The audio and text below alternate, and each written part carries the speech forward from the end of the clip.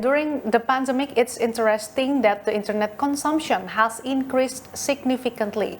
Many of us now work from home, students study at home, and everyone is connecting with colleagues and family on digital platforms. Almost all activities which involving the crowds shifting to online now. So how does Cisco perceive these trends in the future? Yeah, so it's had a massive impact, as we all know. We're all working in different ways and studying in different ways.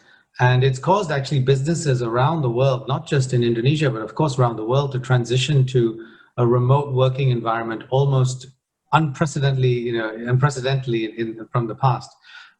So as organizations that we've seen start preparing for this post-pandemic world, one thing that is clear, employees now expect that to have the flexibility and the ability to work remotely, regardless of whatever the future of work looks like.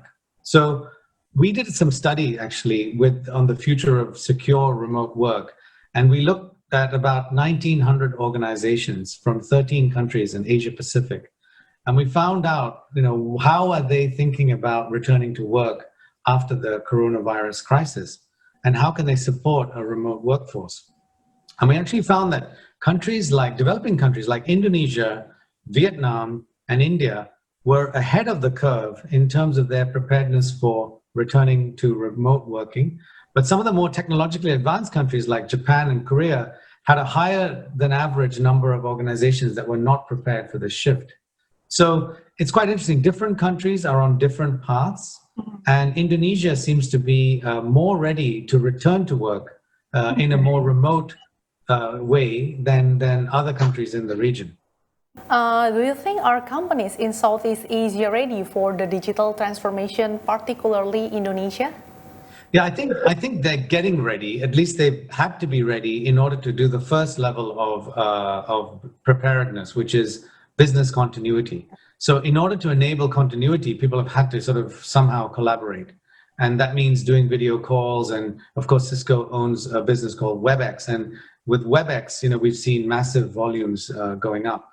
But the next stage in really understanding if companies are ready to go back to work in the way they used to be is whether they can do the other things that they used to do at work, which is, for example, if you are in a creative industry like media, can you create new things? Are you enhancing creativity? If you are in a manufacturing industry, like a lot of industry in Indonesia is manufacturing, can you actually put more automation into the plant so you don't have to send workers into the plants? If you are in the agriculture industry, which also is a big industry in Indonesia, do you really need a lot of workers working in close proximity to each other? Or can you have more automation in agriculture to improve the yield of the crops and also have more automation so that you can provide more safety to your farmers? So different industries, yes, some are more prepared than others, but there's clearly a lot more to be done in terms of automation. Jangan lupa untuk install aplikasi CNBC Indonesia di App Store dan Play Store untuk ikuti terus perkembangan berita ekonomi dan bisnis terkini.